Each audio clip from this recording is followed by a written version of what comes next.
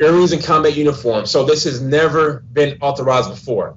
The current standard only authorizes the wear of earrings inside the service and dress uniforms. So this is extremely groundbreaking for the U.S. Army. This is the first time ever United States Army history that we'll be authorizing earrings in the Army combat uniform. So as you can see on the slides, there are different images of what some of these authorizations look like.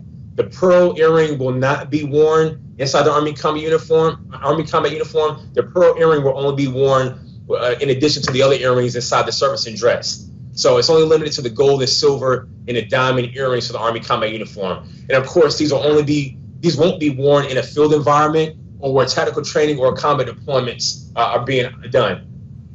The one thing the psychologists looked at that too, our subject matter expert, that the earrings do allow the opportunity for a woman to still feel like a woman inside and outside of uniform. One thing we can never forget is that, at the end of the day, these, our women, our mothers, their spouses, their sisters, they definitely want to be able to maintain their identity, and that's what we want to get after. So just want to make sure I made a point on that as well before we move on. We're going to take this opportunity to clean up the vocabulary and ensure that we're not only being informative and educational, but also making sure we're not offending our soldiers and our population as we move forward. It will also make clear of not just putting everything on the shoulders of our commanders with the term at the discretion of commander. We want to make sure we equip as much as possible and define what we're getting after. So, leaders won't always have to make that decision all the time. Soldiers will know just by opening up the policy, and that's what we want to accomplish. We have very, very dated imagery.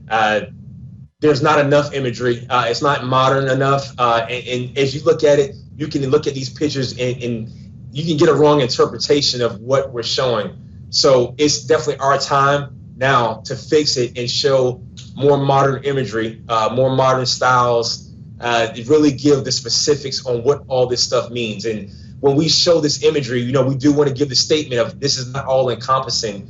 It's just to provide a general overview, because what we don't want is for our audience to look at these pictures and think that that's exactly how it's supposed to be.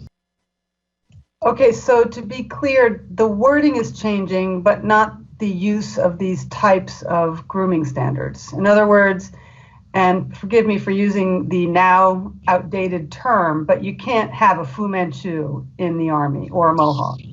Yes, ma'am. So you're absolutely right. And thank you for pointing that out. That's something we'll definitely clarify. We will be descriptive of what that unauthorized style is, but we will not use the term.